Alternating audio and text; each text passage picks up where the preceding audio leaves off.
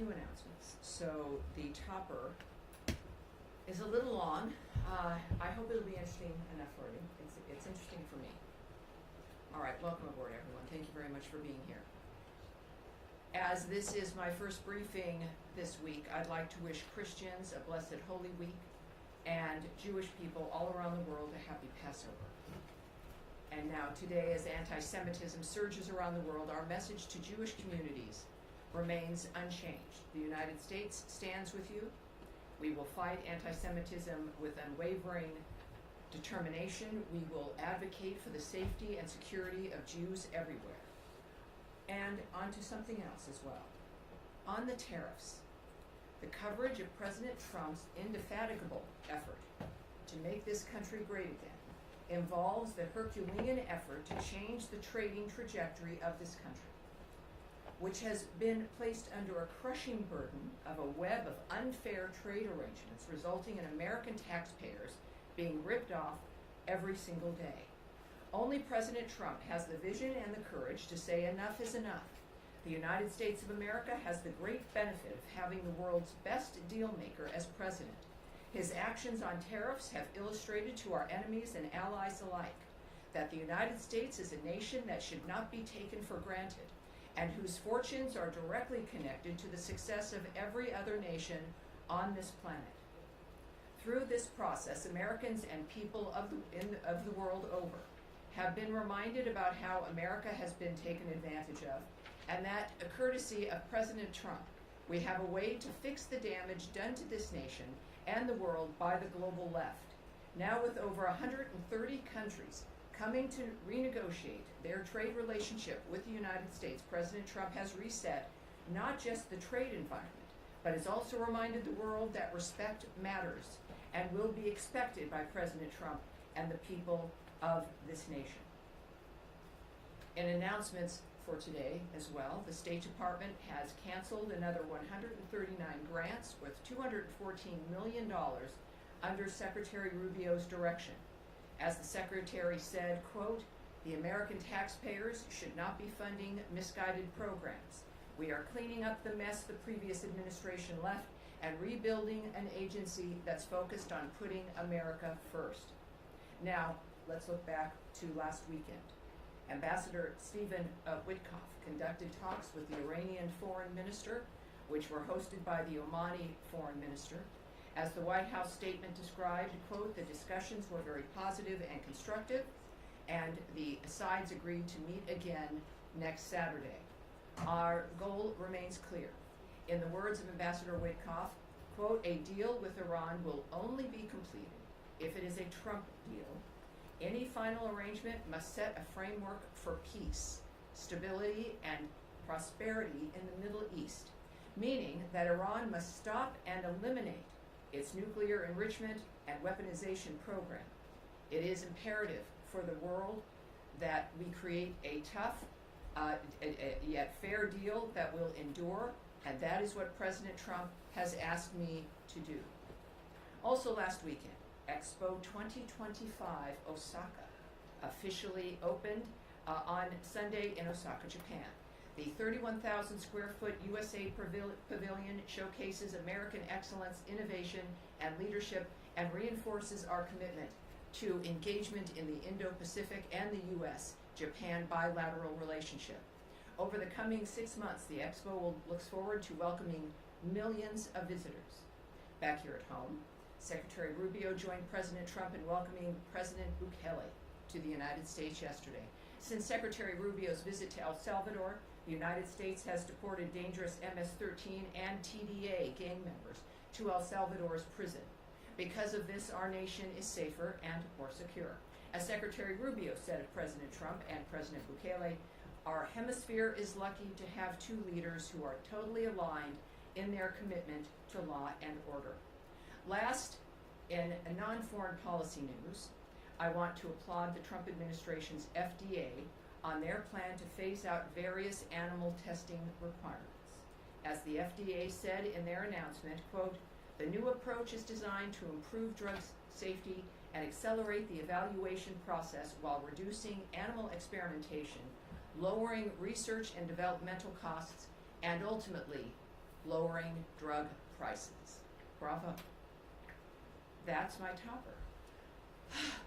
All right, now, to your questions. Sir, Mr. Matley, the AP. Thank you, Tammy. Yes. I just wanted, just a point of clarification. You said that only President Trump can undo the damage done to the world, the nation and the world by the global left? I know, surprising that it comes from me, isn't it? Surprising that comes This from me. has to do with, you're talking about tariffs, right? The whole world free trade, international trade regulations began after the Second World War. Well, I'm yes. looking at one Eisenhower, two Nixon, Reagan, Bush Matt, may I answer you? one, I know. and Bush two, Yes. and I'm. Yes. I mean, Well, hard you to know, believe there's that something. Let me Are answer they you, part sir. of the global left? Let me answer you. Let me answer you. Everything that starts like world trade, there's always a good idea, right? You always have a really great plan, and things move along, and it's very good and it's very nice. And then time changes, and the left gets control of certain aspects, certain countries, certain congresses, and things begin to change, and spending begins to increase, and arrangements begin to change, and are not necessarily as good for the United States. The fact of the matter is, at this point in time, we are on an unsustainable path, a burden that is crushing. You see it in the actions that this administration has to take regarding the budget of this entire entity. This becomes an addiction. It's an addiction to other people's money. And as Margaret Thatcher noted, of course, is that the main problem with socialism, sir, the main problem with socialism is that is when you run out of other people's money. Because that eventually happens. I know that's not perhaps satisfactory for the Associated Press. But I love you anyway, Matt. I love you anyway. But your question is, at least my answer to what your statement was, is that at this point in time, President Trump is the only person that can undo the Leviathan that this trade framework became around the world, and he's doing it. And I've been watching this coverage, the pearl clutching. It's been remarkable. This is going to be one of the greatest resets of many resets that the Trump administration has implemented, and it's going to make a difference not just for the American people, but for all those countries that realize that this has to change. So it'll be better for the world over. My point was merely that, are you trying to say that all those presidents and who you just mentioned, Margaret Thatcher, I are part can't of the believe global it. left? I've just talked way too much already. I think All I've right. answered that. Yes, sir. I think I've answered that. All right, so on the grants that you just said were canceled, I want to seg from this. Can you be more specific about what those were? The two, what was it, 139? Well, What they are, we'll and get then those details. more. What we do know is that the secretary himself felt passionate enough about this to tweet it himself. Oh, you did? And Sorry. that what I stated to you about his commentary was from his account of the secretary's tweet at 12:35 p.m. this afternoon. And I'll read it again because there's a couple more details here in the tweet. Under my direction, the State Department has canceled another 139 grants worth $214 million. The American taxpayer should not be funding misguided programs like building the migrant domestic worker-led movement in Lebanon or get the trolls out in the United Kingdom. We are cleaning up the mess the previous administration left and rebuilding an agency that's focused on putting America first.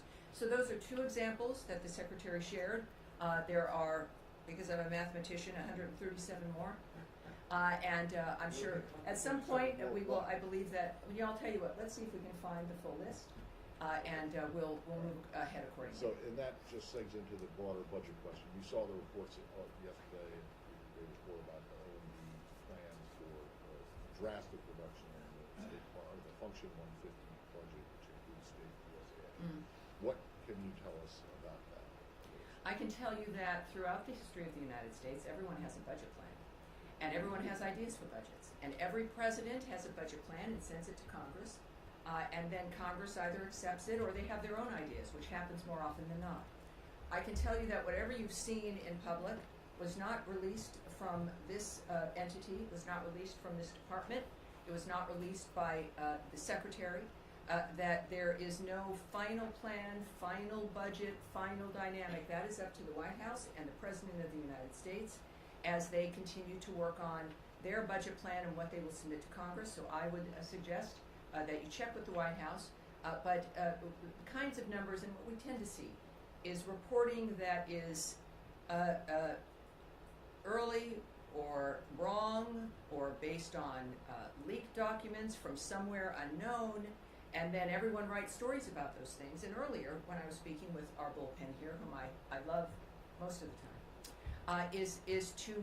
it would be wise to be cautious before acting on every single element you see leading up to something as important as this budget coming in from President Trump. So we'll wait and see. Of course, again, these are not known or finalized or planned. Only President Trump has that information, and we're going to see it soon, I'm sure.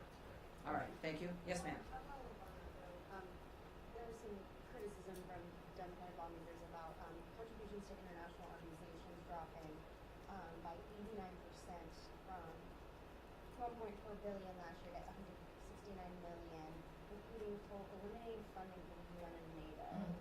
Is that something that the department is considering, eliminating Yeah. funding from these? You know, that's from a story that is looking at a memo that was leaked or not from a plan that is a suggestion. What I can tell you though is it really makes me concerned when I see the word eliminate. I traveled to NATO for that summit with the secretary. Every meeting, every moment, every time on camera, in every bilateral meeting, talking with the Secretary General, the one message, it was with several messages, but the singularly important message that everyone there cared about was the fact that the Secretary of State of the United States reiterated our complete commitment to NATO, as has the President of the United States. Now, what we also want in our commitment means that we want to make sure and help to make sure that the nations in NATO can actually deliver on the mission of NATO, which is to be a deterrent. It is not to help with wars or to help fight them or to fund them or to make it a little bit better as the wars are going on. NATO was meant to be a collection of entities that would stop the bad actors from doing the bad thing, because it would be very, very bad for them if they did it. And at this point, clearly, we've got nations that have got to ramp up, share the burden, increase their defense spending, not because we're meanies, but because we are committed to NATO. And NATO has to be the thing that it has been purported to be and expected to be at the beginning and wants to be. I have to tell you that there is recognition of this fact. At NATO, the number of countries increasing their budget commitment to defense, the recognition that it was an important thing, without exception. And that's where, when we think about a story about eliminating funding to NATO, couldn't be further from the truth. This is about making NATO stronger, making NATO, well, dare I say, great again. But that's where it becomes like fear-mongering and understandably upsets people. But as I've said with the other review we've had with the foreign aid, some things will change, but it doesn't mean that we've changed our commitment to something, but it may look different. That if in fact other nations are coming together and raising their commitment and their contribution, perhaps the American contribution then does come down, and yet NATO is stronger. So that is, I think, part of what every family does, is looking out for each other, being honest, and providing solutions to that problem. So that story comes from the same speculation that has come from other documents that are moving about, when nothing could be further from the truth, and certainly commenting on numbers they might have is not helpful. There will be plenty to discuss when President Trump releases and sends to Congress his budget bill. Yes, sir. Has the department made any decision, or is it reviewing potentially granting visas to any Syrian ministers for the next week World Bank and IMF meetings? Let's take that back. I don't have information on that. It's a good question, of course, with the meeting coming up, but I'll have that to you. And was it Yemen? Yes.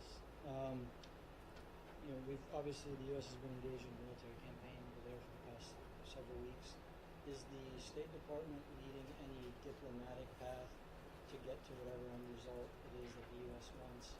We've seen reports that the U.S. is now looking at potentially supporting a ground invasion in Yemen, or supporting factions inside of Yemen to push ahead with momentum after the military campaign. Well, I won't speak on any negotiations that may or may not be happening or diplomatic considerations.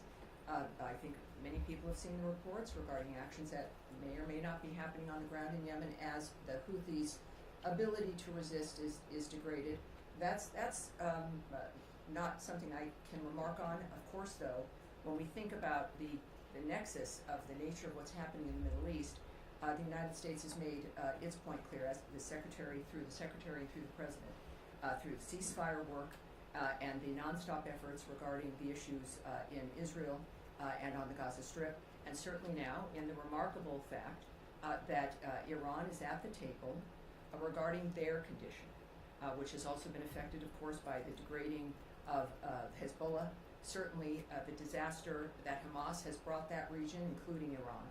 So when we think about the ceasefire and making people's lives better, it certainly affects the entire region, and I think that's what we can all count on. Yes, ma'am. Thank you. You started out with some of your remarks saying that Iran must stop and dismantle its nuclear program. Well, let me say that was Ambassador Witkoff. Yeah, Yeah, echoing uh-huh. what Ambassador Witkoff tweeted earlier today.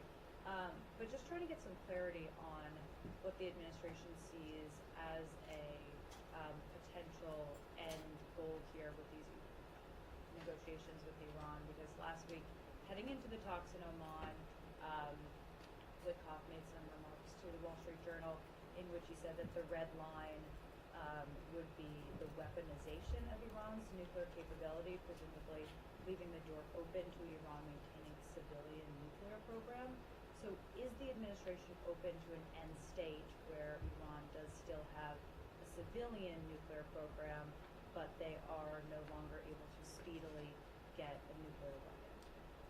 Well, first of all, for a comprehensive response, and we heard from Caroline earlier, the White House has that kind of response. What I can say, nevertheless, is that the Secretary has been clear, as has the President, as has been the Ambassador, that Iran cannot have a nuclear weapon or an enrichment program. What we hear, and I said this again to our friends earlier in the days, I do, some of you listening from home, I kind of spend about a half hour with our bullpen during the day, and we have some talks and find out what's on their mind. But what I mentioned, because there's always a reaction to a single tweet or a remark that's in a newspaper.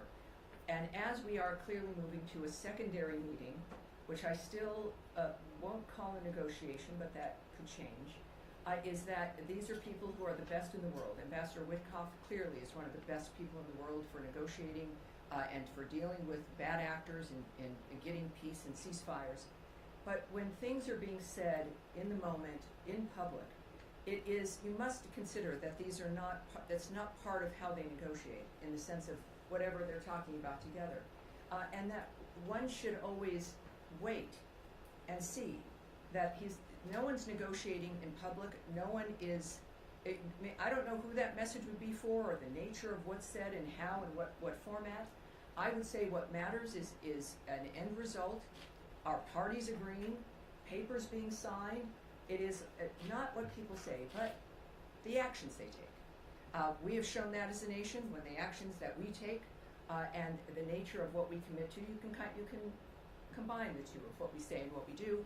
But I would say that there's one goal here, and that is that Iran cannot have a nuclear weapon, and certainly or the enrichment program, and that is, I think, a pretty easy thing to start with, and that is the one thing that we know that they're working on, and I think we'll have some success considering who we're addressing. Yeah, yes, sir. Follow up on Iran. You mentioned Ambassador Witkoff's tweet today. Last night in an interview with Fox News, he was talking about keeping Iran's enrichment levels below 3.67%, which is like on par with JCPOA. Today he talked about eliminating Iran's enrichment. So what's the reason of this difference here? Well, if you can contact the White House, but what I just noted to you is that these are comments that are made. It could be made, by anyone in the moment of something that's happening. I would point to his comment today on Twitter But I also, Ambassador Witkoff speaks for himself quite well, and he is a very transparent man. What's going to matter is what is accomplished, what the end result will be, as opposed to parsing, one statement or a sentence line there and another one over here. I know we all want answers because, well, humanity has an interest in the end result of this. But I would just caution you in that regard, and to wait. And again, the thing that matters is what is accomplished, what the last point is. And if anyone can do that, it would be President Trump and his vision, along with Ambassador Witkoff, who's done a great job in this regard. Yes. Thank you so much. A couple questions on the Palestinian Authority. The Times of Israel reported a few days ago that Mahmoud Abbas had sent a letter to Secretary Rubio trying to open up the door to get certified that the pay for slave program has been ended by the Palestinian Authority. I know you're not going to comment on that correspondence, but in a broader perspective, the State Department is not exactly doling out foreign aid with any enthusiasm at the moment, and the purpose of ending pay for slave would be to restart foreign aid to the Palestinian Authority. So does the State Department have any appetite at this point to start that process if the end result is no foreign aid being distributed in the end anyway? And the second question I have is just the broader bird's eye view relationship right now between the U.S. and the Palestinian Authority. Mahmoud Abbas boycotted during the first Trump term, and we've seen American officials go to Jerusalem a number of times. Historically, they made a corresponding trip to Ramallah or Bethlehem. We haven't seen that so far. So bird's eye view. I think I always try to give you the bird's eye view. But I would say that, first of all, I can't comment on if there are any negotiations or diplomatic considerations. What I do take issue with immediately is that we don't have any glee or excitement over handing out foreign aid. Our commitment to foreign aid hasn't changed. It is in our nature as Americans. It's what we do. I would argue the starting of this country was an aid package for the future. My goodness. And it certainly is also, foreign aid is not a carrot or a stick in negotiations. If it's needed, it's needed. If it isn't, it isn't. We don't use it in that fashion. So it's, I like you very much, and I think you're a nice guy. But it's always disheartening. I don't want to be mean. I don't want to be mean. Only to Matt, I want to be mean. It's disheartening but it reminds me, and I'm glad that I'm here, to repeat, for people to not be left with that impression. That it's not like, we got to get foreign aid. It would be great if nobody needed foreign aid. But we know that we are a country with incredible resources. We know that. And we have incredible responsibilities. And we do not shy away from them. It's part of why we do what we do. We want to be a part of the world. We know we can help, and we do. So it's not ever a part of that we just don't want to do something, and so we're not. It's can we? And can it be done properly? Is it aligned with what's great for the United States? And mostly also, certainly it is not used as a weapon. And I just want to say that as strongly as I possibly can. And as far as the nature of what's happening, we are asked often by many of you in different ways, is that there is a constant, regular commitment to Gaza, to the Gazan people, certainly to one of our strongest, if not most stalwart ally, Israel, who have, by the way, a new ambassador from the United States, Ambassador Mike Huckabee. So we're very excited about the future. We are working constantly to have a ceasefire and to change the trajectory on the ground. That has not stopped. Yes, sir. Yes, sir. Thank you, Tammy. No, please. Meanwhile, in Bangladesh, there are so many reports, like the New York Times also before 2 weeks reported the alarming rise of Islamist Islamist extremism in Bangladesh under the Yunus-backed regime, including protesters openly displaying Osama bin Laden's images, even Nazi symbols like picture like this from Dhaka, Yes. and targeting American brands like KFC, Coca-Cola with anti-Semitic rhetoric allegedly incited by figures Right. like advisors of interim government Right. Of Bangladesh. Alongside, sir, I've heard you, and I know, and I appreciate your passion. And Bangladesh is a country with certain issues. They are also a country that we've talked about often, certainly with questions from the crew here. So for a specific dynamic, I'm going to have us take that away. What I do have is something I want to mention regarding Bangladesh, which is that there's been an arrest of a UK MP, Tulip Sadiq. This from the Bangladeshi courts have issued that arrest. It is, of course, all of this, and what you're discussing, even protests, etc., are a matter for the Bangladesh authorities to handle. And, of course, talking with them matters a great deal as well. So ultimately, the future of Bangladesh is going to be decided by the Bangladeshi people. They're facing what you've been describing for some, and in others that, of course, we've seen the reports as well. And, elections matter. We know, I don't want it to sound trite here, but it's true. Democracy matters, and actions by people matter to confront issues that might, in fact, as we've seen over the last 20, 25 years, destroy their lives. It's pretty clear what the choices are for many nations on this planet. So thank you, sir. Yes, sir, with the beard. Thanks, Tammy. I wanted to ask about negotiations with Russia. Has there been any discussion of sanctions relief, and has the White House asked the State Department to draw up any list of sanctions that could be removed? I won't speak to any discussion between the White House, certainly in the State Department, Secretary Rubio, and any other leader here. What I can say is a reminder that what was clear from the beginning, there would be no negotiations, no decisions, no arrangements until after the carnage has stopped. And after Palm Sunday, it's clearly a dynamic where there have to be more questions about the nature of who's really committed to peace and a ceasefire. But there is no negotiations or arrangements based on the regular statements from the administration and from Secretary Rubio as well, that until it's a meat grinder. That has not changed. And until that stops, nothing like that is happening, and yet we continue to work, obviously, for the ceasefire in that regard. Yes, sir. Hi, Jim. Thank you. I had a question about Sudan. The outgoing Biden administration declared the RSF's actions as a genocide. Does the Trump administration agree with that designation of genocide? Here's what I can tell you about what's been happening. The United States condemns in the strongest possible terms the RSF's continued escalation of attacks on Al Fasher, North Darfur, as well as the attacks on nearby Zamzam and Abu Shuk, internally displaced persons, which is the IDP camps. We are deeply alarmed by reports the RSF has deliberately targeted civilians and humanitarian actors in Zamzam and Abu Shuk. We condemn the RSF's attacks on the most vulnerable of civilians, including killings of at least 10 U.S.-funded relief workers providing critical life-saving assistance.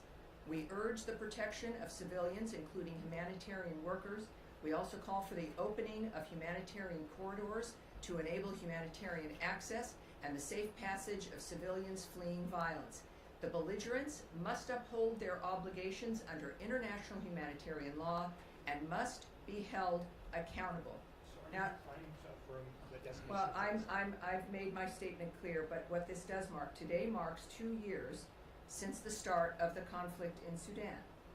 And this conflict has caused death, destruction, and a displacement crisis that has the potential to destabilize the entire region with massive flows of displaced people, arms, and disease.